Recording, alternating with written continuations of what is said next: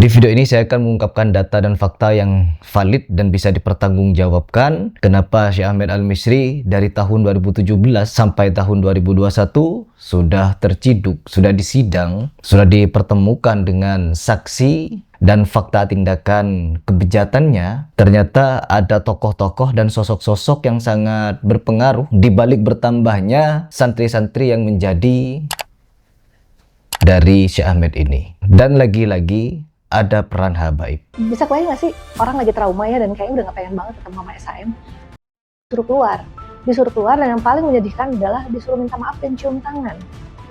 Itu tahu gak sih, yang terjadi tuh bukan diselesaikan sampai tuntas, benar-benar ditangani dengan benar, tapi kayak udah ya lupain aja ya, salaman aja ya, maaf-maafan aja ya, kita sama-sama tobat aja gitu, seolah-olah udah selesai aja gitu. Malah yang lebih parahnya lagi, kalau menurut saya, ketika Ahmad Al-Misri bertemu dengan beberapa, padahal sudah tahu bahwa Ahmad Al-Misri adalah orang yang bersalah di sini, tapi masih saja dibiarkan untuk salaman dan cium-cium tangan. Terus setelah itu selesai, tidak ada urusan lagi. Bukti tidak ada urusan lagi, ya seolah-olah saling memaafkan dan tidak ada urusan kembali. Sampai 5 tahun. Apa tidak keliru pendiaman ini? Siapa yang mendiamkan? Terus siapa yang mau tanggung jawab dengan jatuhnya berikutnya yang lain-lain ini? Jadi itu yang perlu kalian pikirkan. Muki bin Habib, ya jangan fokus Harry Plus mau cuci tangan. Yang mau cuci tangan itu ya kalian. Udah ya lupain aja ya, salaman aja ya, maaf-maafan aja ya, kita sama-sama tobat aja gitu, seolah-olah udah selesai aja gitu. Dan saya juga akan menjelaskan apakah Syekh Ahmad ini Wahabi ataukah Asy'ari. Karena apa teman-teman? Ketika beliau diviralkan seperti ini, muncul gelombang pertanyaan, faham beliau apa? Lalu ketika saya bertemu dengan seseorang, yang dimana seorang ini pernah hendak memframing saya dengan hal-hal yang tidak benar, saya datangi beliau dan beliau sudah mengklarifikasi di depan saya dan memberikan berbagai macam kesaksian yang katanya bisa beliau pertanggungjawabkan. Dan di sini kita akan ungkap apa alasan pendiaman selama 5 tahun, terus bagaimana prosesnya bisa sampai seperti ini, dan bagaimana beliau menjadi tokoh ulama dari tahun 2021 sampai 2025, dipercayai oleh umat di Indonesia, mengisi berbagai macam ratusan acara keagamaan di berbagai macam lembaga, dalam mengisi berbagai macam acara ceramah, dianggap guru, ulama, dan lain sebagainya. Beserta apakah benar beliau adalah Wahabi. Tonton video ini sampai selesai, no skip. Kita mulai dari awal kemunculan Syekh Ahmad Al-Misri pada tahun 2010. Ada berbagai macam acara yang diisi oleh Syekh Ahmad Al-Misri pada tahun 2010 itu di berbagai macam media. Ahmad Al-Misri dipercaya sebagai ulama dan diakui sebagai hafiz Quran, mengisi di acara RCTI Hafiz Indonesia pada tahun 2021. Ingat, tahun 2021 ini Ahmad Al-Misri sudah ditetapkan sebagai orang yang terciduk melakukan tindakan menyimpang. Tapi namanya masih dijaga, sehingga apa? Dia pada tahun 2021 dipercayai untuk mengisi di Hafiz Indonesia RCTI, Damai Indonesia TV One, Sodakah Yuk di RTV, dan Cahaya Hati di iNews. Ada 4 acara televisi besar yang menjadikan Syekh Ahmad figur utama. Bahkan ditambah lagi dengan Trans 7, yaitu acara Khazanah bersama Ustadz Faizar. Dan kita kenal sendiri bahwa Ustadz Faizar ini adalah murid Syekh Ahmad Al-Misri yang sudah bertahun-tahun di keilmuan ruqyah. Dan bahkan Syekh Ahmad Al-Misri menjadi guru bagi seluruh peruqyah-peruqyah yang ada di komunitas Ustadz Muhammad Faizar. Kalau Syekh Ahmad Al-Misri, beliau bagus. Beliau guru kita di apa? Peruqyah-peruqyah. Ya. Termasuk jajaran peruqyah yang masya Allah lah. Bisa diambil ilmunya beliau. Kiprah dari Syekh Ahmad Al-Misri ini dari tahun 2010 sampai hari ini, beliau lebih dekat dengan faham Aswaja atau NU. Tidak pernah dia diberitakan mengisi ceramah di lingkungan-lingkungan Salafi sejauh yang saya tahu. Dan bahkan di acara-acara TV nasional ataupun di acara-acara besar lainnya seperti Maulid Nabi, Syekh Ahmad Al-Misri lebih dekat dengan para habaib. Alhamdulillah hamdan katsiran kama amar wa ma sami'at udhunun bi khabar. Di sini Ahmad Al-Misri memiliki beberapa kajian rutin di masjid-masjid, di antaranya seperti Masjid Agung Sunda Kelapa Menteng. Dia rutin mengisi kajian Kamis malam dalam materi rutin mengenai Sirah Nabawiyah di masjid ini. Terus yang kedua, di Masjid Darussalam Kota Wisata. Dia ini sering mengisi kajian tematik seperti cara menghadirkan surga di rumah. Terus yang ketiga, di Masjid Kampus Undip Tembalang. Dia sering mengisi kajian besar, salah satunya bertema hijrah, saat berbenah bukan sekedar berubah. Terus yang keempat, di Masjid Nurul Asri Yogyakarta. Dia juga terlibat dalam program Safari Dakwah Gemilang bersama Al-Quran GBA. Terus yang berikutnya di Masjid Al-Hidayah Modern Land. Dia ini bukan cuma menjadi pengisi ceramah rutin, namun dia juga menjadi pembicara dalam program Tazkif Nasional yang diselenggarakan oleh LDK Asy-Syukriyah. Dan perlu kalian garis bawahi bahwa LDK Asy-Syukriyah ini juga menjadi bukti kuat bahwa Syekh Ahmad Al-Misri bukan berpaham Salafi. Karena secara mendetail dan secara faktual, perguruan Asy-Syukriyah ini adalah lembaga pendidikan yang mengajarkan faham Asy'ariyah. Sebagaimana lembaga ini didirikan oleh Kiai Haji Jaman bin H. Risin, akidah yang diajarkan berakar pada tradisi pesantren tradisional di Indonesia yang umumnya berpaham Asy'ariyah. Hal ini juga terbukti dari beberapa data beserta informasi bahwa LDK Asy-Syukriyah ini mengundang berbagai macam ustadz, salah satunya habaib.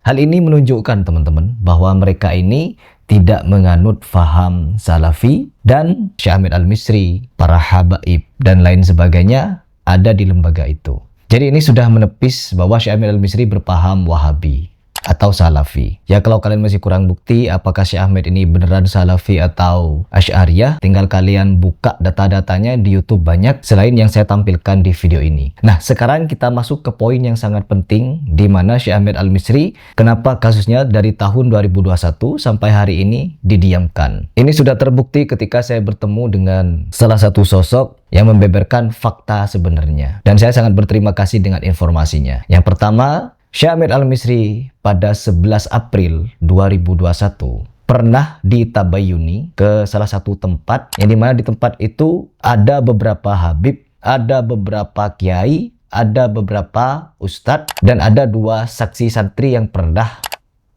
dilakukan hal itu oleh Syekh Ahmad Al-Misri. Bahkan tidak tanggung-tanggung teman-teman. Di dalam tempat itu ada satu sosok yang sangat berpengaruh apabila beliau menggunakan kekuatannya untuk memblacklist, mendeportasi, atau mencopot status sosialnya dari Syekh Ahmad menjadi orang biasa. Tidak diulamakan lagi, tidak dianggap tokoh, tidak dianggap sebagai da'i, apalagi diberikan kesempatan untuk mengisi di berbagai macam acara yang ada di Indonesia. Terkhusus di 5 televisi besar Indonesia tadi. Hafiz Indonesia RCTI, Damai Indonesiaku TV One, Sodakah Yuk di RTV, terus Cahaya Hati di iNews, beserta Khazanah Islam di Trans 7. Dan pastinya seperti saya ataupun orang-orang, siapapun bahkan sampai Habib, tidak akan menjadikan orang ini sebagai sosok yang dianggap guru. Tokoh-tokoh yang saya sebut tadi, kronologi lengkapnya ketika Syekh Ahmad ini diundang untuk bertabayun langsung, dipertemukan dengan 2.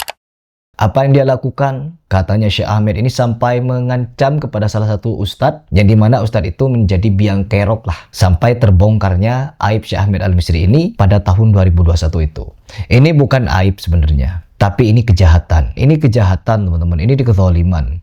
Aib orang perlu untuk kita tutupi kalau kita mengetahuinya. Tapi kejahatan orang, kezaliman orang patut untuk kita bicarakan, kita ungkapkan di depan publik. Seperti Ahmad Al-Misri ini. Orang perlu tahu, orang perlu mendengar, dan orang perlu mewaspadai. Karena apa? Orang-orang yang tahu dengan kasus ini tahun 2021 adalah orang yang paling bertanggung jawab dengan kasus bertambahnya sampai hari ini. Bahkan pada tahun 2021 itu ada yang mengabarkan bukan cuma 4 atau 2 orang, tapi lebih puluhan orang dari situ. Cuman yang berani speak up hanya 2 sampai 4 orang katanya. Direkam pun Ahmad Al-Misri sempat mau direkam, sempat ada bukti katanya. Cuman karena Ahmad Al-Misri ini sadar dirinya sedang didokumentasi di video, akhirnya apa? Dia tidak mengucapkan kebersalahannya ketika melakukan hal jahat itu. Benar-benar terjadi permintaan maaf. minta maaf atas kejadian tersebut. Dan orang tahu bahwa sedang membicarakan tentang kasus tersebut. Cuman apa tanggapannya? Seolah-olah Ahmed Al-Misri tidak melakukan itu. Hanya minta maaf karena kegaduhan yang terjadi di hadapan para ustadz, kiai, dan habib. Sekarang kalian sebagai orang yang waras, normal, berpikiran cerdas, dan objektif.